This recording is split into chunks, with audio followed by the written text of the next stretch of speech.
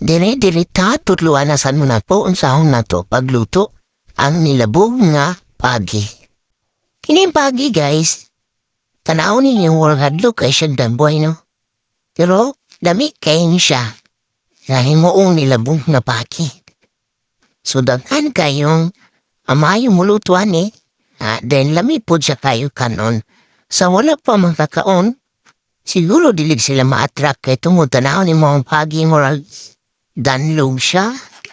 Lahit siya danloy pero kung maluto na ni siya o may pagkaluto ang inyong pagkalabog, lami kayo ni siya ang pagi. Una guys, inyo hagyod ko ni siyang danlog no, kagison lang ninyo kutsara. Pwede ra no, kagison lang ang danlog. Kuhaan ninyo siya o kanang tinae.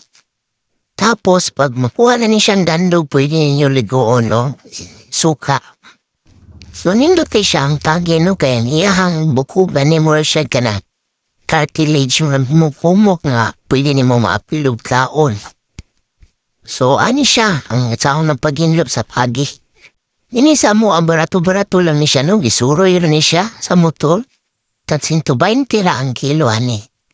Dayon timing po na doon na may kalihukan sa mo ang purok. Nga kakita man sila ng pagi, magtunihangyo sila nga.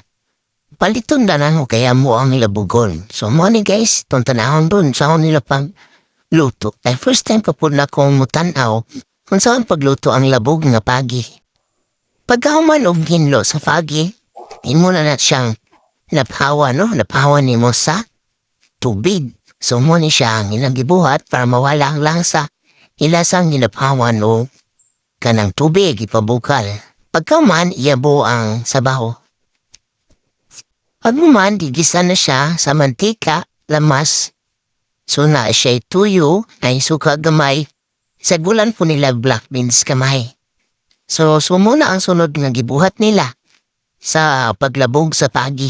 So ilahan hindi pa gigisa, girisiko. So nadi ang lamas, nadi ang sibuyas, kanang apo diha ang kanang dinurog nga paminta. So, ang butangan po na ito na siyang suka para kuhan mo muna ang langsa. Kung mahubas-hubas na ang imuhang sabaw, pwede na dayan mo siya butangan o tunok. So, ang makahimo nga nilabog nga pagi, mao ang ito ang tunok.